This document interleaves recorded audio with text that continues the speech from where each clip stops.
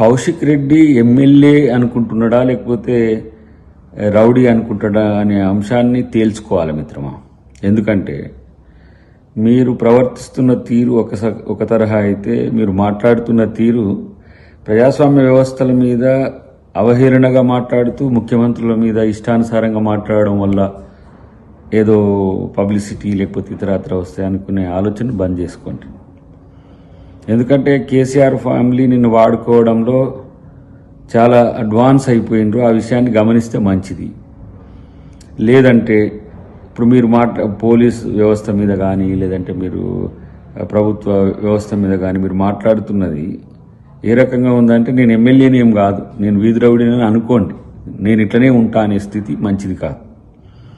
అన్నిటికంటే ముఖ్యంగా ముఖ్యమంత్రి గారి మీద మీరు పేలుతున్న అవాకులు చెవాకులు చాలా ఇబ్బందికరమైన పరిస్థితిని కల్పిస్తున్నాయనే ఉద్దేశంతో మీరు ఉండొచ్చు గాక, తర్వాత దానికి సంబంధించిన అంశంలో మీరు చెల్లించుకునే మూల్యం కూడా చాలా పెద్దగా ఉండాల్సిన అవసరం వస్తుంది.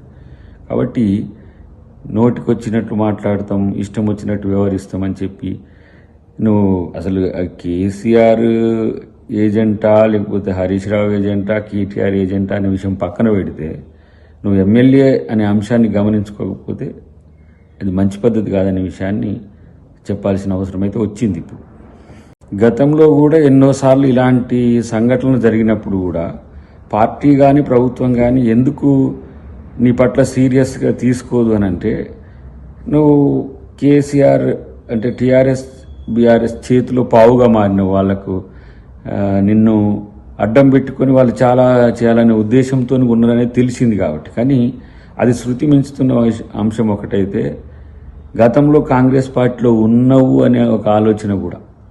కానీ ఇది ఏ రకమైన సంకేతాలను ఇస్తుందంటే, నేను ఎంతకైనా తెగిస్తా, ఏదైనా మాట్లాడతా అనే స్థితికి వస్తే తర్వాత వాళ్ళు కాపాడడానికి కూడా వాళ్ళు ఉండరు. ఫస్ట్ అది సమస్య. ఎందుకంటే ఎంతోమందిని ఇట్లా వాడుకొని వదిలేసిన తర్వాత ఏ రకంగా వాళ్ళ జీవితాలు అయినాయో మీరు వాళ్ళందరినీ చూడండి, ఏ రకంగా టీఆర్ఎస్లో ఉన్నోళ్ళు ఎలా బజార్లో పడినరో. కాబట్టి పదవి అధికారాన్ని ప్రజల కోసం వినియోగిస్తే మంచిది. అన్నిటికంటే ముఖ్యంగా రేపు ఎదగబోయే తరానికి నాయకుల్లాగా ఉండాలి తప్పితే ఇలాంటి చీప్ టాక్టిక్స్తోని మనం సాధించేది కూడా ఏం లేదనేది నా యొక్క అభిప్రాయం. అన్నిటికంటే ముఖ్యంగా యువ నాయకత్వం ఇంత చిల్లరగా ఉండడం అనేది కూడా అందరికి కూడా ఇబ్బందికరమైన పరిస్థితి వస్తుంది. కాబట్టి ఇది ఏమంటాం, ఇదొక హితవు అనుకుంటావో, డిమాండ్ అనుకుంటావో, హెచ్చరిక అనుకుంటావో ఏమో, కానీ ఇది నీ పద్ధతి అయితే బాగలేదనేది చెప్పాల్సిన అవసరం వచ్చింది.